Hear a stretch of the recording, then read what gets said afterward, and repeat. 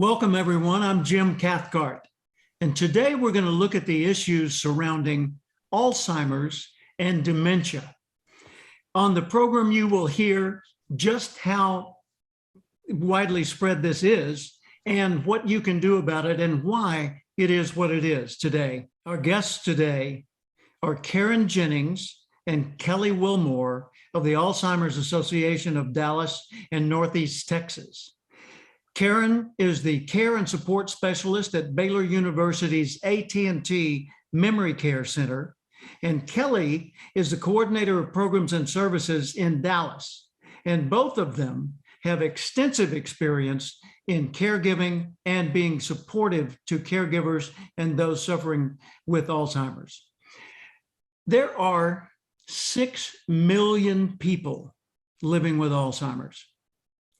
6 million people. The disease kills more people than breast cancer and prostate cancer combined. So we're going to take a look at some of the current statistics and some of the facts around this. And I'd like to share with you a short video clip from the Alzheimer's Association.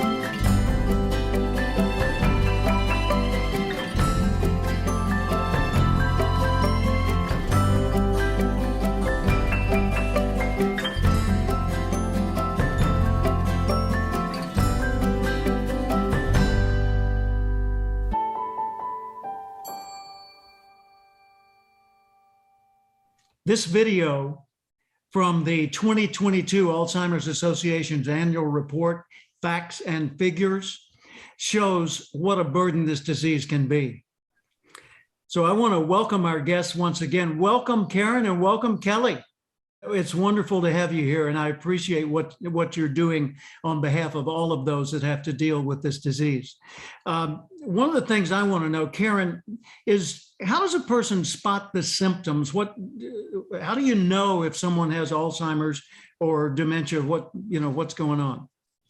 Well, there's certainly some warning signs that we see pretty commonly, whether that is someone maybe getting lost, going to familiar places, whether that is maybe forgetting recent memories or conversations and asking someone to repeat something that they have already spoken about before.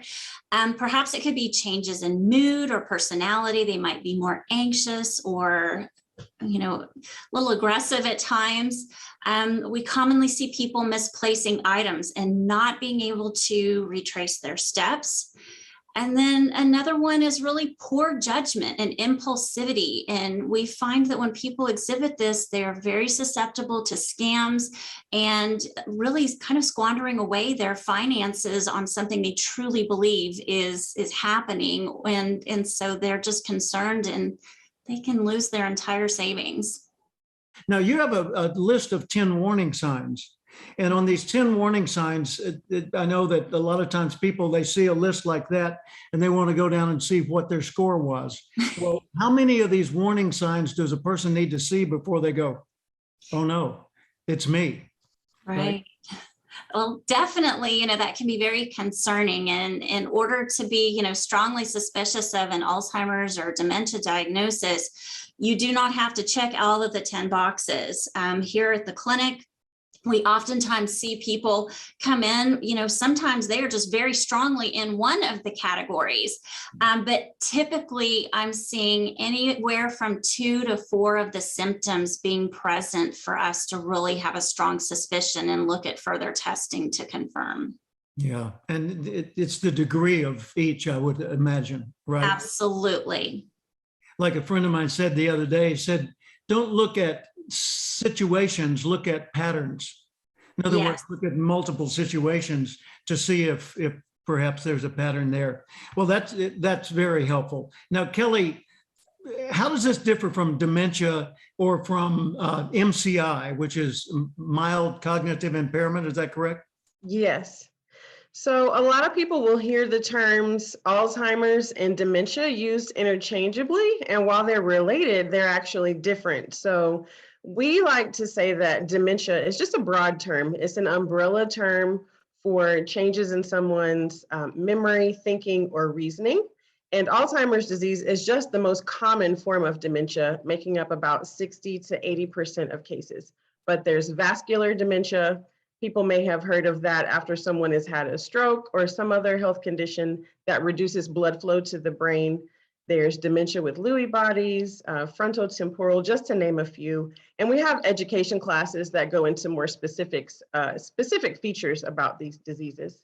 Now, mild cognitive impairment, as you mentioned, MCI, is an earlier stage of memory loss or some other changes with cognitive abilities like language, but is not interfering with someone's daily activities. It's noticeable enough that the individual notices it, friends and family might notice it, but again, they're able to perform everyday activities. And just because someone has mild cognitive impairment does not mean that they will progress to some other form of dementia. However, someone that passes through that has dementia or some other form of, that has Alzheimer's will pass through mild cognitive impairment. So a diagnosis is definitely important. Yeah. So, and I can imagine that once people read a symptoms list, they tend to say, oh no, I did that once, oh gosh, you've done that. I think you have, and then they start throwing those labels at people. One of the things you specialize in is how this affects diverse populations. So could you tell us a little bit about that? Yeah, something important to note is that, well, one, Alzheimer's doesn't discriminate, but at the Alzheimer's Association, we make sure that we serve all communities. And so Hispanic older adults are about 1.5 times more likely than their white American counterparts to have Alzheimer's or some other form of dementia. And then Black, yes, 1.5 times more likely. And then our Black Americans, African Americans are about twice as likely as their older American white counterparts. And some of this might be due to other chronic health conditions. We just talked about vascular dementia related to blood flow. So the cardiovascular disease, high blood pressure, uncontrolled diabetes.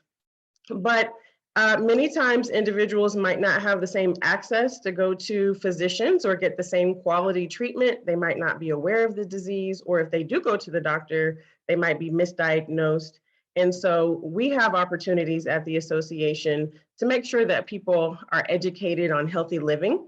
We like to say what's good for the heart is good for the brain. And so we do a lot of educating about resources and making sure that people have just and fair access to services. So we are health equity advocates. Good. I love that statement. What's good for the heart is good for the brain. Absolutely. Something we talked about in preparation for today's show, you and I, was old age. A lot of people say, now he's just getting old, or, that they would think that it's only natural deterioration from age. Would either of you like to comment on that? Sure, I can. So Alzheimer's is definitely not a part of normal aging. And while most individuals diagnosed are 65 or older, individuals that are younger than 65 can also be diagnosed with Alzheimer's, and we call this younger onset. So they can be diagnosed in their 40s or 50s. So, but age, as you mentioned, it is one of the greatest risk factors for Alzheimer's disease, but it's not an older person's disease. So individuals younger than 65 can get it as well. One of the things we talked about was dementia, but there's another D word I'd like to explore. What about just depression? Because can't that manifest in ways that might seem to imply Alzheimer's? It can. I mean, there are certain facets of clinical depression that do mimic some form of dementia. The difference between the two is that with clinical depression, in general, if we apply certain medications and prescription treatments and antidepressant therapies, we see improvement or stability with that. With, Alzheimer's, we unfortunately see depression within someone with Alzheimer's and dementia. And so, that is a comorbidity there that we have to be concerned about. And we screen here at the clinic with depression alongside of the regular medical evaluation. One thing to note is that we do utilize antidepressants in dementia to manage the symptoms, though, because again, we have that mimicking there, and we need to be sure that we treat those things. Would you elaborate just briefly on what a comorbidity is? So that's another, major health diagnosis like congestive heart failure, COPD, diabetes, and those are other diagnoses that will complicate, how we respond, and they can actually interact with other diseases. So in the case of Alzheimer's, a lot of times our patients don't remember that their medications are absolutely critical. So if you are an insulin dependent diabetic and you don't have a good understanding any longer of how important that is, and our diabetes then gets out of control, you can see how that can really complicate things and bring on very chronic situations. Yeah, absolutely. Well, naturally, a person's response to this would be, well, what do I do? I mean, do I take supplements? Do I do the medications you see on TV? Should I exercise twice as much? Make it go away, right? What do they do?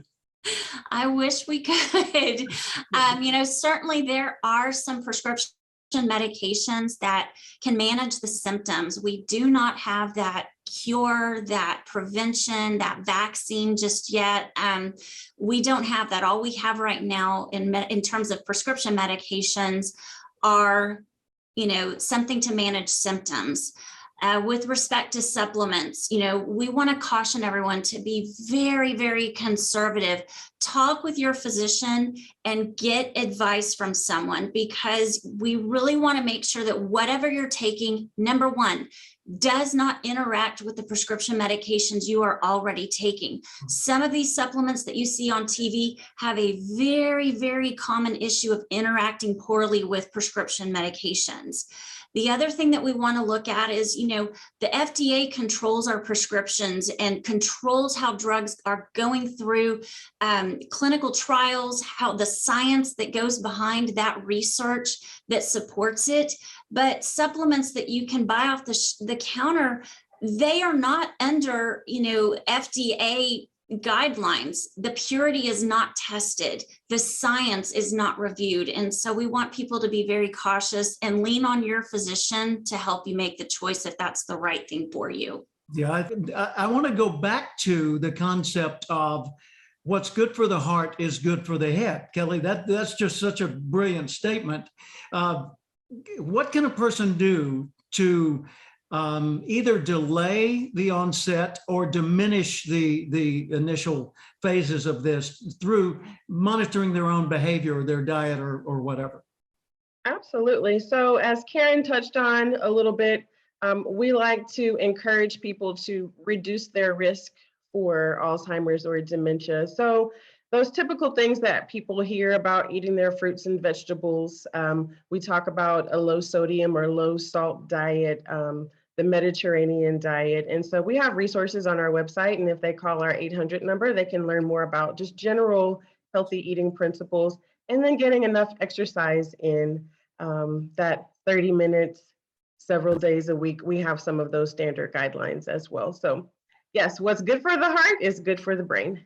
Yeah, I love that. And that's so easy to remember, because if I'm doing exercise that's good for my heart, then I can relax a little bit because I'm helping my brain as well.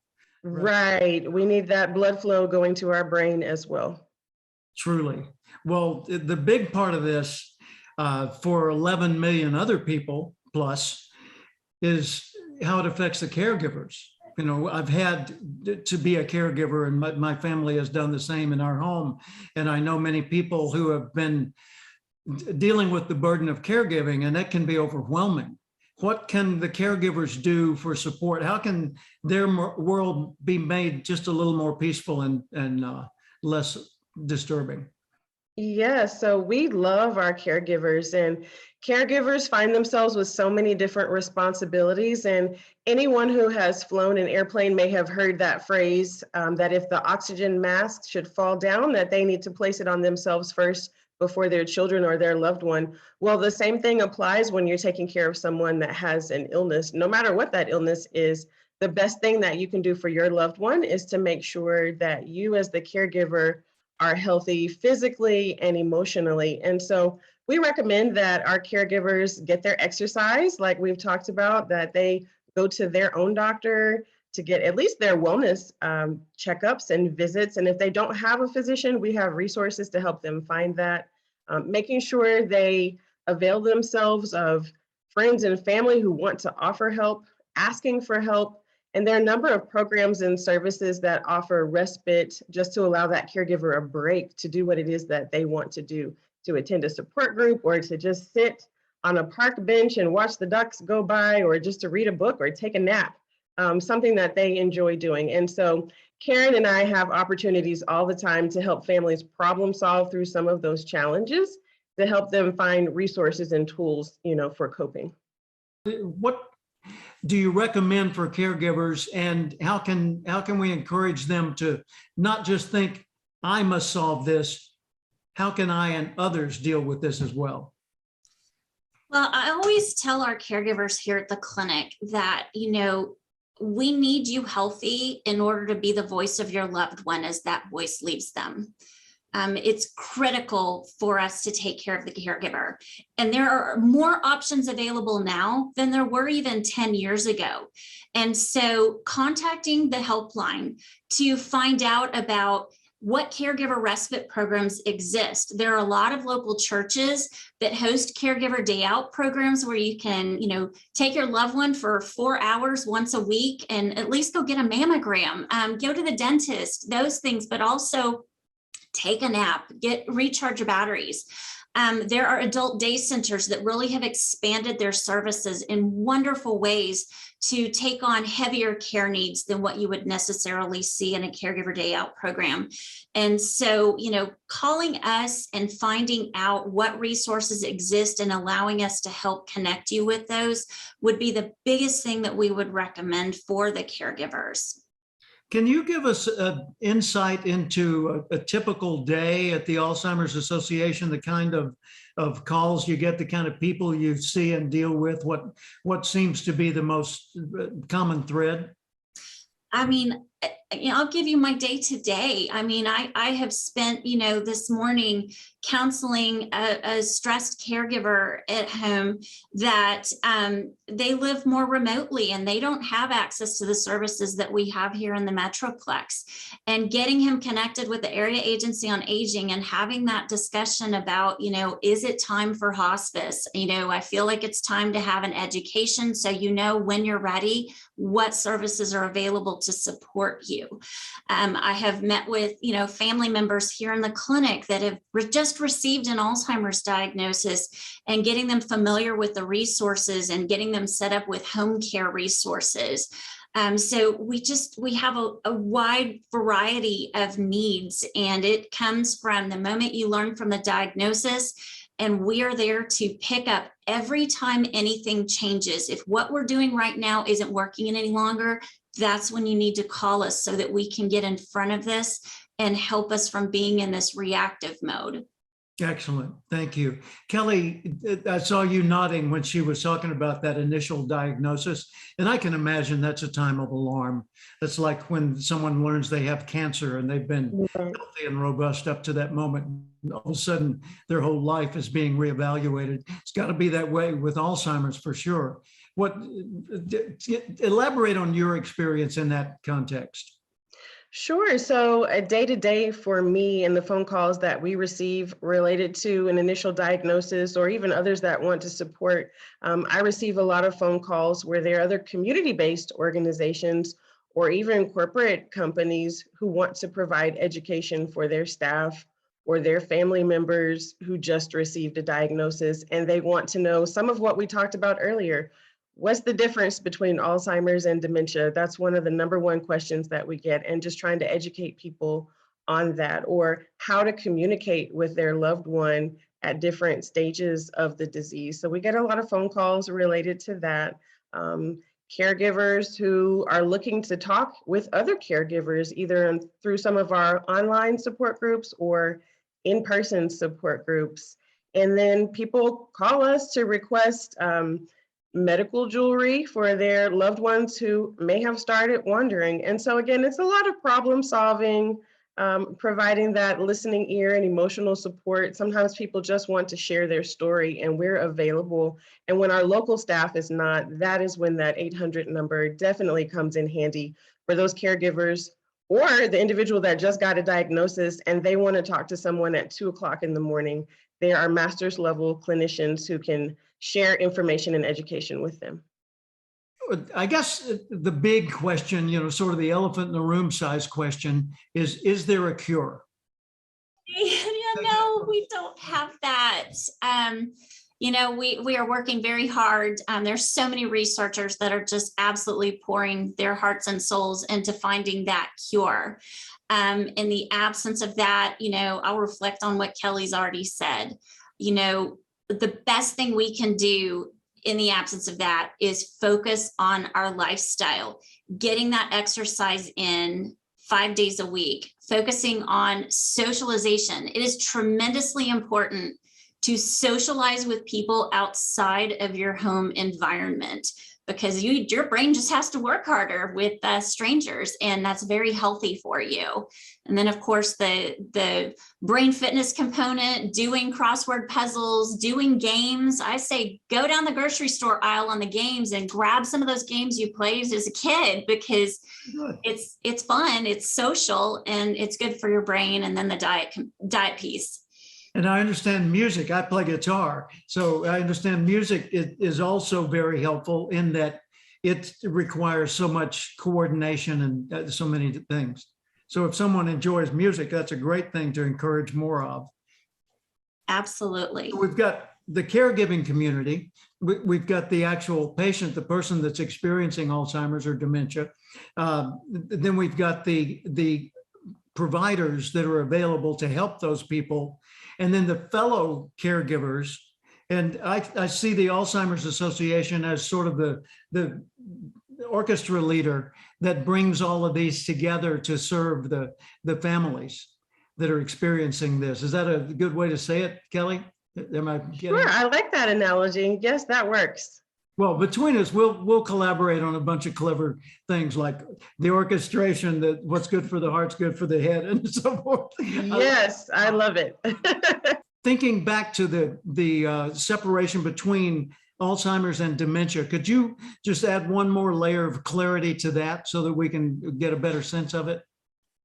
Sure. So again, if individuals think about dementia just as a very broad term, picturing that umbrella, and then that there are different types of dementia that are underneath that, and Alzheimer's is just the most common cause. And if someone is concerned about their loved one and they think they're seeing some signs and symptoms, we have worksheets, those 10 signs that Karen mentioned. We have handouts that we can send to people. They can make notes, and then when they go to their physician, they can keep that there so they can better clarify for their physician what they've been observing, those patterns that you talked about. Can a person self-diagnose? Do you know if you've got it? Can you tell? No, you cannot. Oh. Unfortunately, that's really a good thing. Because honestly, there are times we get patients here in the clinic and their memory is just absolutely terrible. I have had patients that it is truly an interaction between two medications. We have had patients that it is a vitamin deficiency that is causing their memory loss. And so do not, think, number one, I've got memory issues, I'm going to avoid it. Because we want to find the true answer. There's only pretty much two ways to diagnose. The first is to do a neuropsychological evaluation. And neuropsychologists are a very specific profession that they can do testing to determine what is going on, but that will need to be in combination with a medical evaluation to figure out, is it an interaction? Is it a vitamin issue? Is it a thyroid issue? There's so many things that it could be. And then, we can utilize what's called amyloid PET imaging to verify Alzheimer's, because that can see the plaque within the brain. But there's a lot of diagnosing that can be done in advance of that if we go to the right providers. So there is physical evidence in the brain, actually, once Alzheimer's starts progressing. With Alzheimer's in particular, yes. Yeah. Folks, you've heard from the experts. If you or someone close to you is showing early symptoms of this disease, reach out. Don't just try to deal with this on your own, or take some over-the-counter medication. Ask the experts and get them involved, because there is help available, and it's available immediately. And I want to thank you for bringing us into your homes and giving us your attention for this important issue, because here at McQuestion, we are always here to bring you unique perspectives, talking about things that matter with people who care.